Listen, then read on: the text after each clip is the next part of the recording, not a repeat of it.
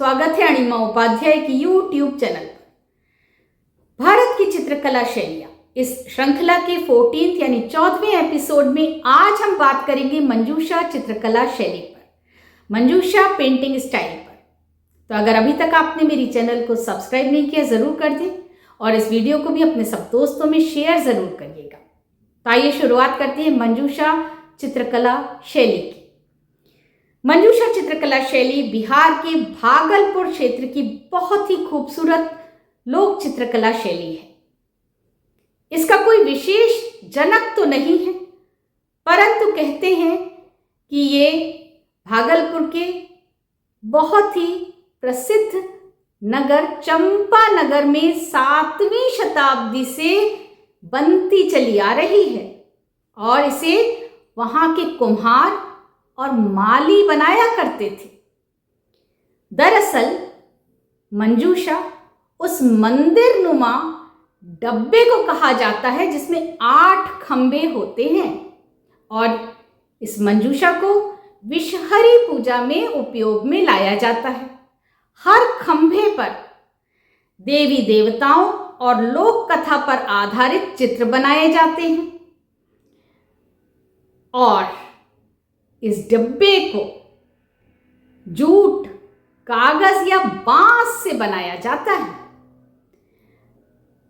मैंने भी इस चित्रकला शैली पर आधारित चित्र बनाए हैं, जिनको आप लोगों को दिखाते हुए मैं इस चित्रकला शैली की बारीकियां आप लोगों को समझाने की कोशिश करूंगी। और हाँ, यहाँ ये भी बता दूं कि इस चित्रकला शैली की मौलिकता बनी रहे इसीलिए इसे जीआई टैग भी प्राप्त हुआ है, जो कि भौगोलिक संकेत होता है। फॉरेनर्स तो, विदेशी लोग तो इसे स्नेक पेंटिंग्स के नाम से जानते हैं। ये कला पद्धति बहुत पुरानी है और इसकी प्राचीनता की झलक हमें इसमें मौजूद उस काल को दिखाते हुए मिलती है जिसमें महाभारत के राजा कर्ण, दानवीर कर्ण, जो अंग राज्य के राजा थे, उनकी पेंटिंग्स दिखाते हुए भी मिलती है। इसके अलावा भारत के प्राचीन महाजनपदों की भी झलक दिखलाई पड़ती है। इस पेंटिंग में खास बात यह है कि इसमें बहुत ही शोख रंग लगाए जाते हैं। पेंटिंग के चारों तरफ बहुत ही आकर्षक बॉर्डर बनाया जाता है जिससे चित्र खूब उभर कर दिखाई दे और ह्यूमन फिगर्स को लाइन ड्राइंग आर्ट के जरिए, रेखाओं के जरिए बनाया जाता है, जिसमें विशेषकर आप देख सकते हैं कि अंग्रेजी का एक्स लेटर दिखलाई पड़ता है। ह्यूमन फिगर्स के अलावा इन पेंटिंग्स में सर्प यानी स्नेक, चंपा के फूल, कमल के फूल, सूरज, हाथी, मछली, मगर और कलश के चित्र भी बनाए जाते हैं। इन चित्रों के अलावा भगवान शिव, भगवान गणेश, मनसा देवी जिन्हें विषहरी देवी भी कहा जाता है, चंदू सौदागर, बिहुला और लखिंदर आदि के चित्र भी बनाए जाते हैं। चित्रों में पारंपरिक रूप से प्राकृतिक रंगों का इस्तेमाल होता है, जिसमें विशेषकर गुलाबी, हरा और पीला रंग शामिल हैं।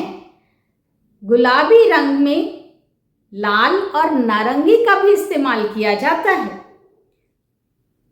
हल्का और गहरा दोनों तरह के हरे रंगों का इस्तेमाल किया जाता है। हल्का हरा रंग प्रकृति और स्वास्थ्य को दर्शाता है, तो गहरा हरा रंग धन और संपत्ति का द्योतक है। वहीं गुलाबी, लाल और नारंगी रंग रिलेशनशिप, केयर और विक्ट्री का प्रतीक है। तो पीला रंग सुख, हैप्पीनेस, यूथ यानी यौवन और ऑप्टिमिज्म दर्शाता है। इस चित्रकला शैली में जिस लोक कथा के ऊपर चित्र बनाए जाते हैं वो बिहुला विषहरी की कहानी है, जो कि उस क्षेत्र में बहुत प्रचलित है।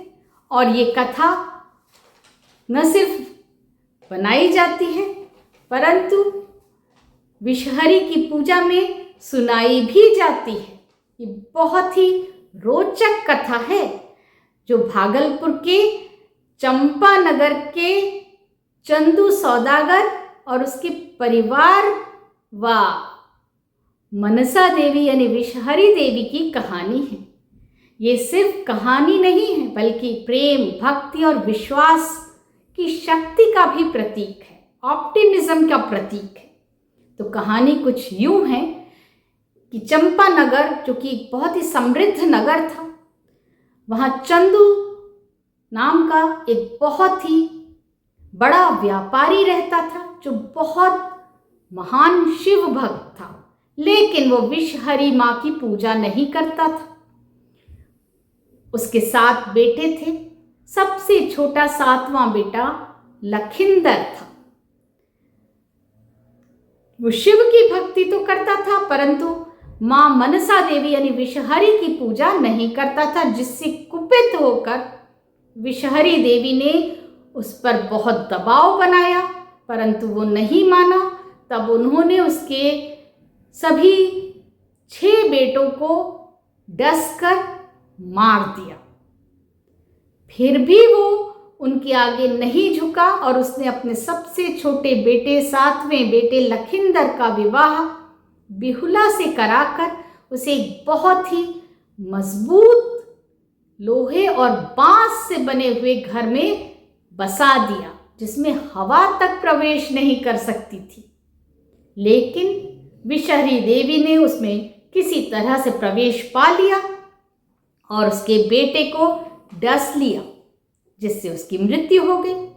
परंतु उसकी पत्नी बिहुला ने अपने पति की मौत स्वीकार नहीं करी और उसका दाह संस्कार नहीं होने दिया और अपने श्वशुर से जिद की कि वो अपने पति के प्राण स्वर्ग से वापस लेकर आएगी।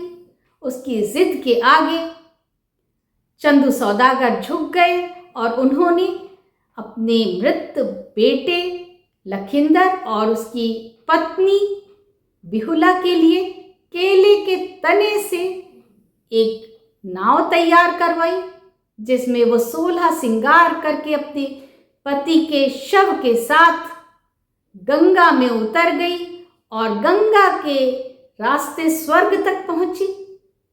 वहां उसकी भक्ति और समर्पण से द्रवित होकर सभी देवता विषहरी देवी समेत उससे खुश हुए और उन्होंने उसे आशीर्वाद दिया और उसके पति के प्राण भी देह में वापस कर दिए। इस तरह से बिहुला अपने पति के प्राण स्वर्ग से देवी देवताओं विषहरी देवी के आशीर्वाद से प्राप्त कर वापस धरती पर लौटी।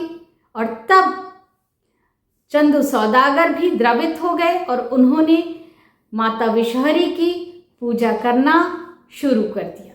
लेकिन उन्होंने उनकी पूजा बाएं हाथ से करना प्रारंभ किया और तब से आज तक विषहरी पूजा बाएं हाथ से ही की जाती है।